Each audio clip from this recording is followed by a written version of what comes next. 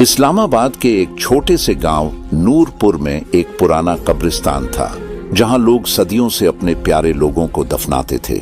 यह कब्रिस्तान एक पहाड़ी के दामन में वाक़ था, जहां हवा के झोंके दरख्तों की शाखाओं से सरगोशियां करते थे। गांव की एक 30 साल की लड़की आयशा, जो अपनी मां के इंतकाल के बाद अपने वालिद और अपने छोटे भाई उमर के साथ रहती थी, वह अक्सर इस कब्रिस्तान में अपनी मां की कब्र पर दुआ करने जाया करती थी।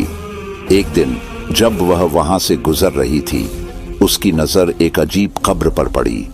कब्र के पत्थर पर कुछ अजीब अलामात बनी थीं और उस पर लिखा था, जो राज जानना चाहता है वह सब्र से काम ले। आयशा ने अपने वालिद से पूछा, अब्बू, ये कब्र किसकी है? लेकिन उसके वालिद का चेहरा फौरन परेशान हो गया। उन्होंने कहा, बेटा, इस कब्र के बारे में मत पूछो, ये एक पुराना राज है जो जमाने की गर्द में दफन हो चुका है। लेकिन आयशा के दिल में तजस्सुस की चिंगारी भड़क उठी।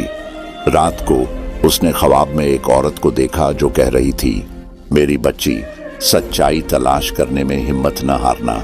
अगले दिन आयशा ने कब्र के पास एक पुरानी डायरी पाई, जिस पर मिट्टी की तह छड़ी हुई थी। डायरी का पहला सफ़ा पर लिखा था, मैं फातिमा, मेरी जिंदगी का राज इस कब्र में दफन है। डायरी पढ़ते हुए आयशा को पता चला कि फातिमा एक नौजवान लड़की थी, जिसे उसके खानदान ने एक झूठे इल्जाम की वजह से गांव से निकाल दिया था।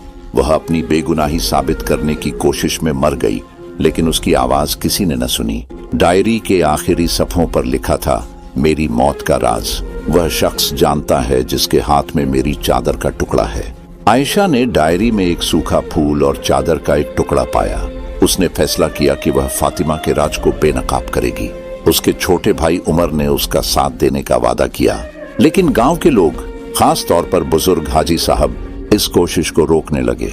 एक रात ज़ैनब को कब्रिस्तान से अजीब आवाजें सुनाई दी।